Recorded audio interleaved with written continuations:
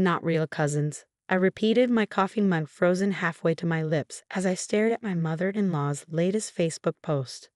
There they were, all the grandchildren gathered at her lakeside home, wearing matching t-shirts with Cooper Cousins Day 2025 emblazoned across the front.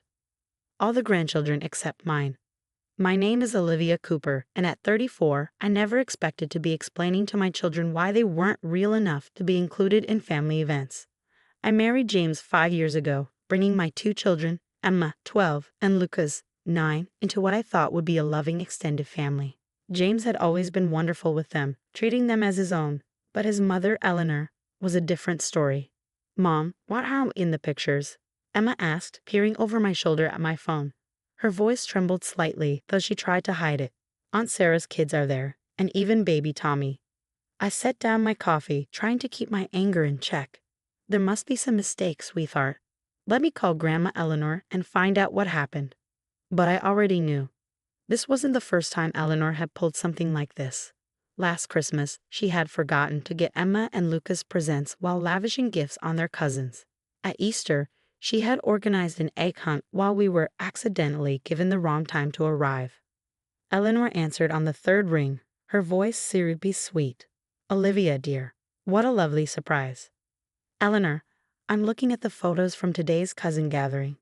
Why weren't Emma and Lucas invited?" Of that, she paused, and I could practically hear her rehearsed excuse coming. "Well, you see, this was for the Cooper cousins. Blood family, you understand.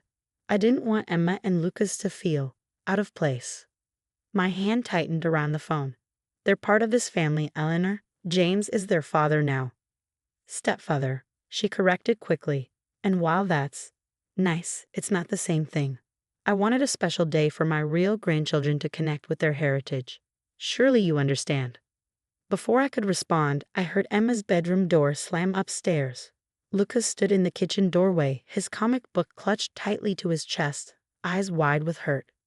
"No, Eleanor, I don't understand," I said, my voice steady despite my racing heart. "And I don't think James will either." "Oh, don't bother James with this," she said quickly. "He's so busy with work, and you know how he hates family drama. Besides, I'm doing you a favor. Those children need to understand their place." "Their place?" I cut her off. "Their place is with their family. All of it." She sighed dramatically. "Olivia, dear, you're being oversensitive. I have boxes of old Cooper family photos I'm showing the children today. Family history, legacy. These things matter." That's when something clicked. Family photos, legacy. I remembered James mentioning boxes in Eleanor's attic, albums his grandmother had kept, including photos from when his father was young. Photos that might tell a very different story about the precious Cooper family legacy. "You're right, Eleanor," I said, my voice suddenly calm. "These things do matter. Which is why I think it's time everyone saw all the family photos, including the ones from Grandma Rose's collection." There was a long pause on the other end of the line. "What are you talking about?" "Oh, you know the ones, from when Robert first came into the family, before the adoption papers were finalized." Another pause, longer this time. I heard shuffling in the background, murmured voices. "I don't know what you're implying," Eleanor said finally, her voice tight. "I think you do. James's father, Robert, your precious keeper of the Cooper bloodline, was adopted at age 7. Grandma Rose kept all the documentation, along with some very sweet photos of the day he officially became a Cooper, not by blood, but by love, just like my children." The silence on the other end of the line was deafening. I could almost see Eleanor's face, that perfect mask of superiority cracking as her carefully constructed narrative began to crumble. "Those albums are private family matters," she finally managed. "Exactly," I agreed. "Family matters. And since you're so interested in sharing family history today, I think it's time for all the cousins to see where they really come from. In fact, James and I would be happy to bring those albums over right now. For the sake of legacy, of course." I heard a commotion in the background, children's voices rising in excitement. "Grandma, are there more photos? Can we see?" That won't be necessary," Eleanor stammered. "Perhaps we should discuss this another time." "No," I said firmly. "I think now is perfect. After all, Emma and Lucas deserve to know their family history too. All of it." I ended the call and took a deep breath. looking up to see Lucas still standing in the doorway.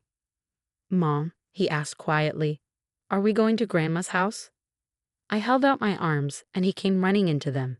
"Yes, sweetheart, it's time for everyone to learn what being a Cooper really means." As I held my son, I could hear Emma moving around upstairs, probably hiding her tears like she always did when Eleanor hurt her. But this time would be different. This time, I had more than just words to defend my children with. I had truth captured in faded photographs and yellowed documents, proof that family was about more than blood. I pulled out my phone to text James, "Meeting you at your mom's, bringing the albums from the attic. It's time for a real family history lesson." His response was immediate. "On my way, Mom's gone too far this time." I smiled, gathering my keys and calling up to Emma. Sometimes the best way to fight exclusion isn't with anger, but with evidence. And I had a feeling this special Cousin's Day was about to become truly special, just not in the way Eleanor had planned. The drive to Eleanor's lakeside home felt longer than usual, the box of old albums sitting heavily in the back seat between Emma and Lucas. Emma kept her eyes fixed on the window, but I caught her occasionally glancing at the worn leather covers, curiosity warring with hurt in her expression. When we pulled up to the house, I saw James's car already parked in the driveway. The sounds of children playing drifted from the backyard, along with the unmistakable aroma of Eleanor's famous barbecue, another family tradition my children had often been subtly excluded from. "Mom," Emma said quietly as we walked up the path, "what if Grandma Eleanor gets mad? What if she makes the other kids leave?" I squeezed her hand. "Then we'll know exactly where we stand." But I don't think that's going to happen. James met us at the door, his face tight with anger. "I can't believe she did this," he muttered, pulling me into a quick hug before kneeling to embrace Emma and Lucas. "You two are as much my children as any of those kids out there." Inside, Eleanor stood in her pristine kitchen, surrounded by perfectly arranged platters of food. Her face paled when she saw the box in my arms. "Olivia," she started, her voice sharp, "I told you this isn't necessary." "Actually, Mom," James cut in, "I think it's long overdue. Where are those matching shirts you had made? I believe Emma and Lucas deserve theirs." Eleanor's lips tightened. "James, be reasonable. This was meant to be a special day for family," he finished. "And last I checked, these are my children too. So either everyone gets a shirt and participates, or I start asking why you're so keen to hide Grandma Rose's albums." The mention of Rose's name made Eleanor flinch. In the doorway to the backyard, I noticed Sarah, James's sister, watching with growing interest. Her 3 children peered around her legs, still wearing their matching shirts. "What albums?" Sarah asked, stepping into the kitchen. "The ones from the attic. The ones showing how Dad came into the family," James replied, his voice carrying, before the adoption was finalized." Sarah's eyes widened. "Dad was adopted." The silence in the kitchen grew thick. Eleanor gripped the edge of her granite countertop, her knuckles white. Outside, more cousins had wandered to the door, drawn by the tension in the air. "That was different," Eleanor finally managed. "Robert was just a child." "So are Emma and Lucas," I said quietly, setting the box on her immaculate counter. "Children who deserve to know their family history, all of it." With trembling hands, I opened the first album. There, preserved behind plastic, was a faded photograph of a young boy standing between a beaming couple, Rose and Henry Cooper. The date on the bottom read Robert's first day home, 1975. "Is that Grandpa?" Tommy, Sarah's youngest, asked, pushing forward for a better look. More children crowded around as I carefully turned the pages. There were photos of Robert's adoption day, family picnics, holidays, all showing a family bound not by blood, but by choice and love. "Grandma Eleanor," Emma said suddenly, her voice small but clear, "did you know Grandpa wasn't born a Cooper when you married him?" Eleanor's face flushed. "Of course I did. But that was different," I supplied. "Because he was younger? Because it was longer ago? Or because you've spent so many years pretending it never happened?" Sarah moved closer, picking up another album. "Mom, why didn't you ever tell us this? All those times you talked about Cooper family heritage." "I was protecting the family name," Eleanor snapped, but her voice wavered. "Your father worked so hard to be a real Cooper." "He was a real Cooper," James interrupted. "From the moment Rose and Henry chose him. Just like Emma and Lucas are real Coopers now that I've chosen them. The backyard had gone quiet, all the children now clustered around the albums spread across Eleanor's counter. I watched as they pointed at photos, asked questions, made connections. The carefully constructed hierarchy Eleanor had built was crumbling with each turned page. "Look!" Lucas exclaimed suddenly, pointing to a Christmas photo. "Grandpa's wearing a shirt just like ours, but his says, 'Newest Cooper' on it." Something in Eleanor seemed to deflate. She sank into one of her kitchen chairs, looking suddenly older. "Mother Rose made that for him," she said quietly. She said everyone should know he was chosen, not just born, to be a Cooper." "That's beautiful," Sarah murmured, and I noticed tears in her eyes. "Mom, why would you try to hide this? Why would you make Emma and Lucas feel like they don't belong when Dad himself came to the family the same way?" Eleanor looked at her perfectly arranged platters, her matching shirts, her carefully curated family gathering. "I just wanted everything to be perfect," she whispered, "to look right." "This is right," James said firmly, putting an arm around Emma and Lucas. "This is exactly what family looks like, people choosing each other, loving each other, no matter where they came from." I watched as understanding slowly dawned on the children's faces. Tommy tugged at his shirt, then pulled it off and held it out to Emma. "We can share," he said simply, with the straightforward logic of a child. "That's what cousins do." One by one, the other children followed suit, creating a pile of Cooper Cousins shirts on the counter. Sarah disappeared to her car and returned with fabric markers. "Let's make new shirts," she announced, "for everyone." Eleanor sat silently as the children spread shirts across her pristine dining room table, adding their own touches, making sure everyone, blood-related or not, had one to wear. When Emma hesitantly approached her with a marker, asking for help with her name, I saw something crack in my mother-in-law's carefully maintained facade. "I'm sorry," she whispered, pulling Emma into an unexpected hug. "I've been so foolish." It wasn't a complete transformation. Years of prejudice don't disappear in a single afternoon. But as I watched Eleanor help Emma decorate her shirt, while Lucas showed his cousins more photos of their grandfather's childhood, I knew something fundamental had shifted. Sometimes the truth, preserved in forgotten photographs and hidden albums, has a power all its own. And sometimes the best way to break down walls is to simply show that they never should have been built in the first place. The afternoon transformed into something entirely different from Eleanor's carefully planned special cousins' day. The children sprawled across the lawn in their newly decorated shirts, sharing stories and comparing notes about the family photos they had discovered.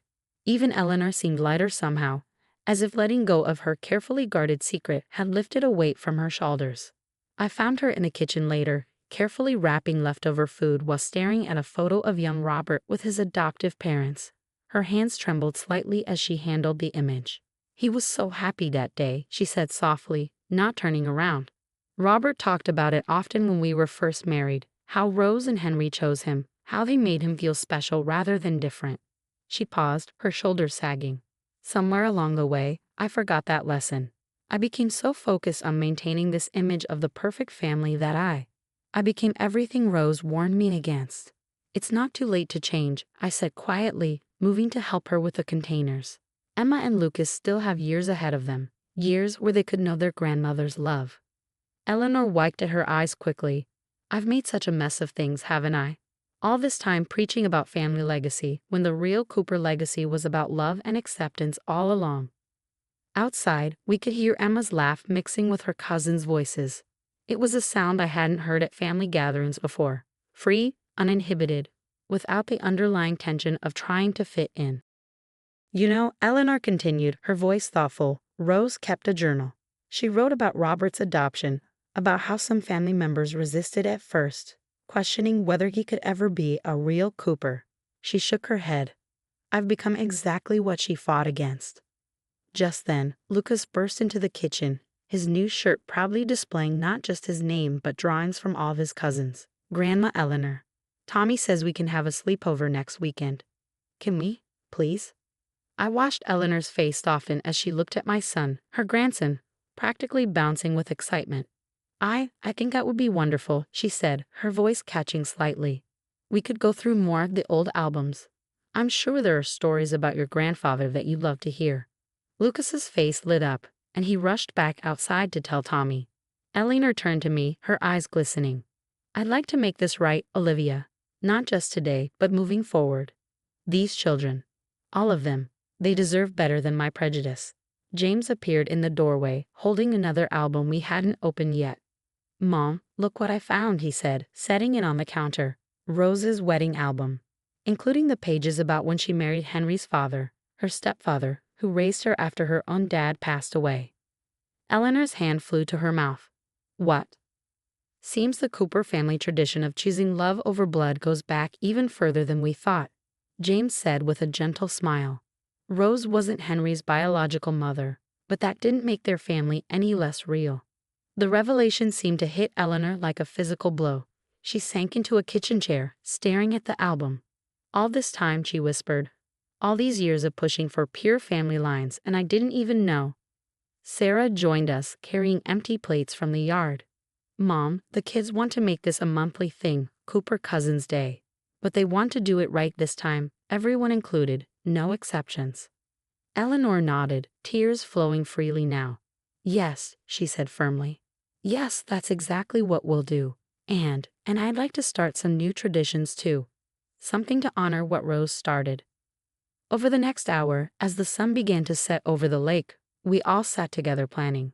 Eleanor suggested a family tree project, one that would document not just births but choices, all the moments when love expanded the Cooper family beyond blood.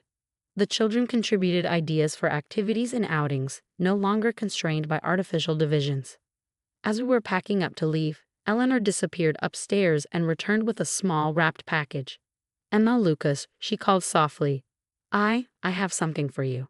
They approached cautiously, the day's joy tempered by years of past hurt. Inside the package were 2 silver lockets, clearly antique. These belonged to Rose, Eleanor explained, her voice thick with emotion.